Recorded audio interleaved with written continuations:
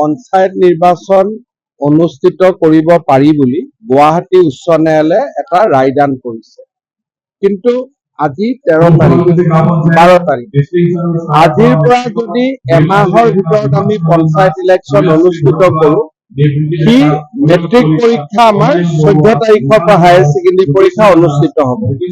গতিকে আমি কাউন্টিং হলেই নাপাম আৰু গোটেই গাঁওবিলাকত নিৰ্বাচনৰ পৰিৱেশ হৈ থাকিলে পঢ়া শুনা ল'ৰা ছোৱালীয়েতো পৰীক্ষা দিব নোৱাৰিব।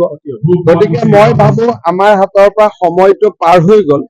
এতিয়া মেট্ৰিক আৰু হায়াৰ ছেকেণ্ডেৰী পৰীক্ষাৰ পিছত আমি পঞ্চায়ত ইলেকশ্যনৰ ব্যৱস্থা এপ্ৰিল ভাবো যে বিহুৰ আগে পিছে আমি পাতিব লাগিব, কাৰণ বৰ্তমান সময়ত ইলেকশ্যন পাতাৰ পৰিৱেশটো নাথাকিব। আৰু আপোনালোক সকলোৱে জানে যে মেট্ৰিক আৰু হায়াৰ ছেকেণ্ডেৰী পৰীক্ষা খুব গুৰুত্বপূৰ্ণ পৰীক্ষা।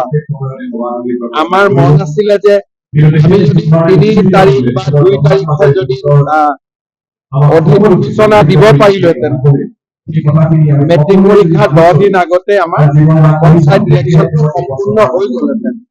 কিন্তু যি নহওক, উচ্চ ন্যায়ালয়ৰ ওপৰতো আমাৰ কোনো বক্তব্য নাই। তেখেতসকলৰ যিয়ে যেনেকে নিৰ্দেশ দিয়ে আমি পালন কৰিবই লাগিব। কিন্তু মই ভাবো যে আমি মেট্ৰিক আৰু হায়াৰ ছেকেণ্ডেৰী পৰীক্ষাৰ আগত এতিয়া আমি পঞ্চায়ত পাতাৰ পৰিৱেশটো নাথাকিব।